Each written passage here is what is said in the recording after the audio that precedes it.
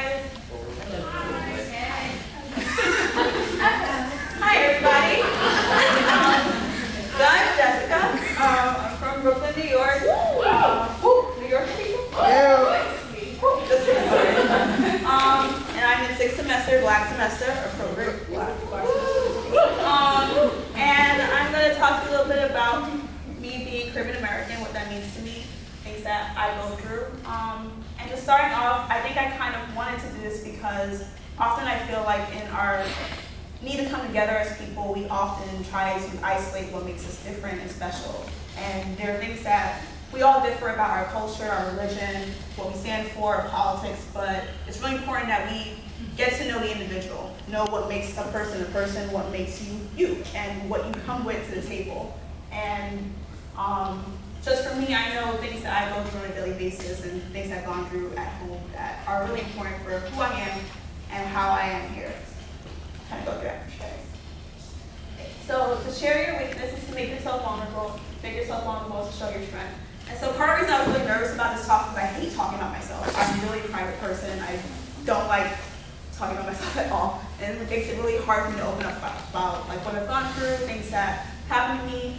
But it's also really important to share those things because they also help bridge gaps and to help other people who may go through similar things and similar problems to let them know they're not alone, or it's let other people be aware of what's going on in the world.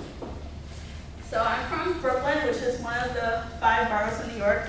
This other one over there, the pink thing, no one knows that one. No one cares. Staten Island. But Brooklyn, I've been born and raised in Brooklyn. And I live in this area here called East Flatbush. It's a high population of Caribbean Americans or Caribbean culture, so you walk down the street and you see everyone that you know, somebody's family member. It's really hard to not miss people that you grew up with.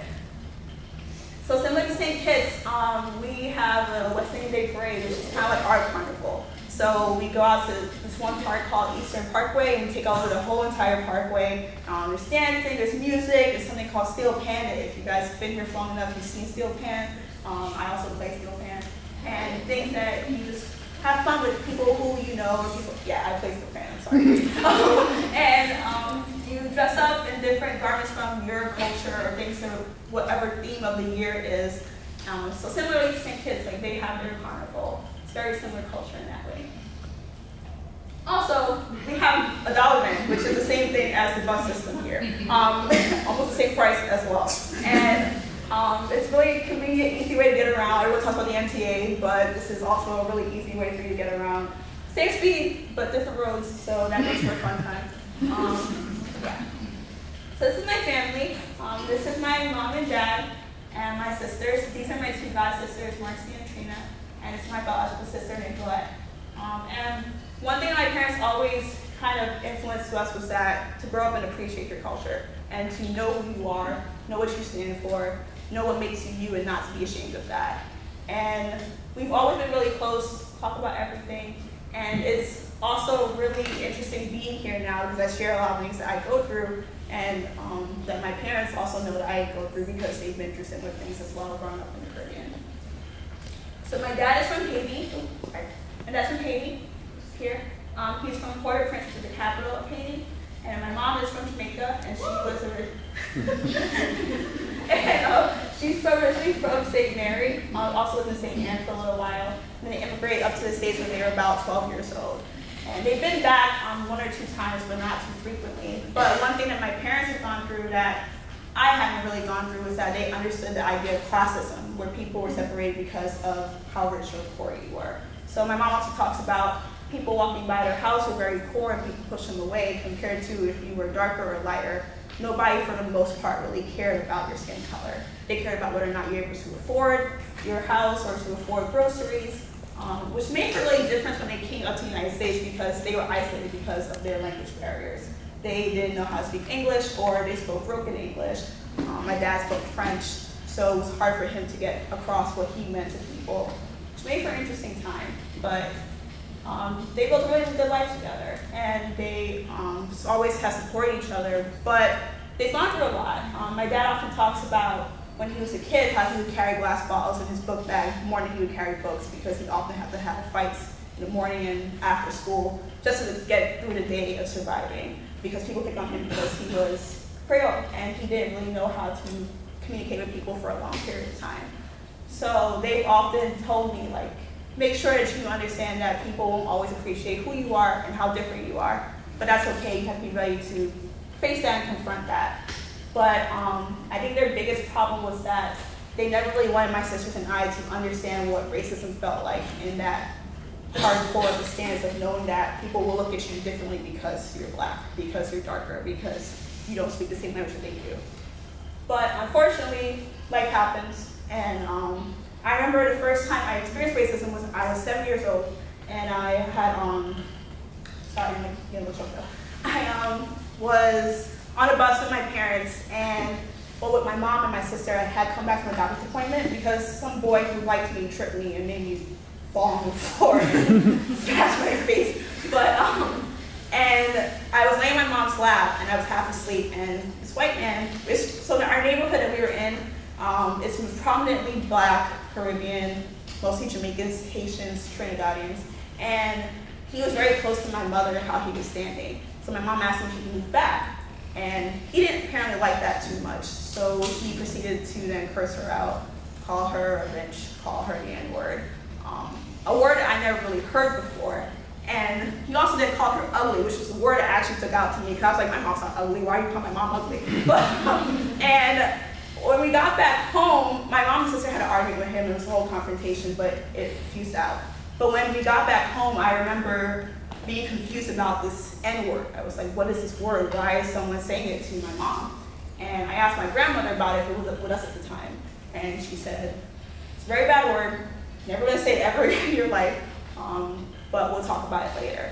And when my dad came home later that night, we all sat down as a family, and he explained to me what the word meant, the history of the word, why it's a bad word, and why people say it to people who look like us. And I said, well, how do we know people who are white and are friends? How do we know they're not gonna say that word to us? And he said, honestly, we don't know. You know, we can only hope and trust that people that love us and care about us will treat us better than that person did on that bus. And I had grown up with white people. It wasn't like I was confused about this white man just randomly came out of nowhere. My neighbor was white, just like my grandfather. One of my neighbors down the street, I always went by her house and had tea over there. So I was confused as to why they didn't say the word, but this guy felt like he could say that word. And the next day I went to my neighbor down the street, who was a Holocaust survivor. And I talked to her about this word, and I was like, would you ever say that word to me? And she started crying, and she said, no, I would never say that word to you. That's a horrible word. And you know, you're a beautiful little girl, and you should be whoever you want to be and not feel like that word is going to hold you back. So it was a really weird learning curve for me of like understanding the fact that this word I've never heard about has such power over my life, or could potentially have such power over my life and my relationships.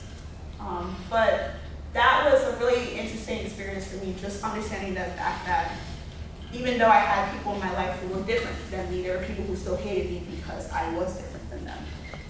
And it's a hard thing to get across to a 7-year-old, but it was a lesson that I learned and I accepted and I took in stride like with every day. But I think more than the first time I faced racism was the fact that I had to learn the first time that being darker wasn't something that people really cared about or really wanted me to be. And sorry.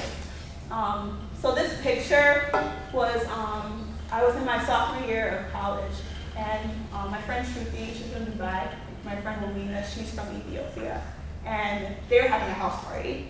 And this guy who I had known for a long time, he was white. I never dated a white person before, but we were just cool friends for a long time. And he said he was interested in me, he said that he really liked me. We were really good friends up until that point. And I was talking to him about us and like what we were potentially going to be. And then he raised the point where he said, I really like you, I think you're pretty, but you're too dark. And he said, I wish that you weren't so dark. He said, if you weren't so dark, then maybe we could be together and have something more than just being friends. And I feel like I could have taken it if he said I was ugly. That would have been fine. I know how to have that. Like, okay, I'm ugly, that's fine. You know. And I was like, okay, but so having somebody tell you that your skin is too dark, it didn't just feel like I was just too dark. It felt that he projected my entire culture and who I was and what it meant to be me, what it meant to be Caribbean. And I love being Caribbean. I love my culture. And it felt like everything that my parents had worked so hard for, all the things they've been through, all the times that they struggled, things they didn't tell me how they struggled, that being with this person, talking to this person now negated that. And it was fine. I accepted it and I was like, okay, like I usually do, I just move on. But we went to this party and he came by with his friends and he chose to embarrass me at that point. And then say, oh, well, this ugly black girl who wanted to be my girlfriend, and say all these nasty things in front of all my friends. And I didn't want to, but I started crying, and I realized at that point that someone who I thought was my friend, someone who I cared deeply about, could, for some reason, hate me just because I was darker. And I don't talk about it a lot, but it's a problem. It's a problem that I face every day, that I think about every day, because of situations like this, where I'm constantly aware of if I'm darker than everybody else in the room, if everyone else is looking at me too much because I am darker. And he later on, like years later, apologized for how he acted, but at that moment, I felt so isolated, and I felt very alone, and I felt that I wasn't good enough, that everything that I went through, everything that my parents went through, again, like, was just something that was negated, and it only mattered that I was this little dark-skinned girl. But my friends came out of the party, so that was fine. And I still had a good time. But it's led me to this phrase here that my dad always says to me: care what other people think about you, and you will always be their prisoner. And I love being Jamaican, and I love being Haitian. And if you know me for 5 minutes, I probably talk to you about food and culture and like how much I love my parents. And it's really important that we get across that we can love on people and care about people's cultures, but not hold ourselves to their prisoner. To not feel that we have to take their opinion as every single bit of our character and negate ourselves. You as a person are good enough. Your culture is good enough. Who you are and what you stand for, that's important. That makes you a beautiful person. That makes you someone who is going to make a difference in this world. And you also appreciate other people for their differences. That is going to make you make a difference in how neglectful our world is about everybody's individual culture. It's essential that we appreciate each other, but we also appreciate ourselves, and not in this need to feel that we have to love each other by separating ourselves from who we are. So after that, I kind of decided, I want to be whoever I want to be. And I met people who loved me, people who were from different backgrounds, people who look different than me. I take myself very seriously, obviously. People who were different from me but supported me, people who made me feel that being West Indian was just fine, that we could talk about my struggles and the good things that also came with that. People who I could go out with, who I can have fun with, but who I can sit down and cry with if I needed to. And it's really important that you meet people like that, because they show you that you are good enough, that your life is beautiful, and you as a person are beautiful, and your culture is important. Whoever you stand for, whatever you stand for, that is important. Don't feel like you have to lower your standards or lower yourself just to make other people feel better. You don't. You are a good person, and you know what you do every day. You have things to work on. Everyone's not perfect. But you as an individual, you are good enough. And don't let anybody tell you that you're not. So that's all I have to say.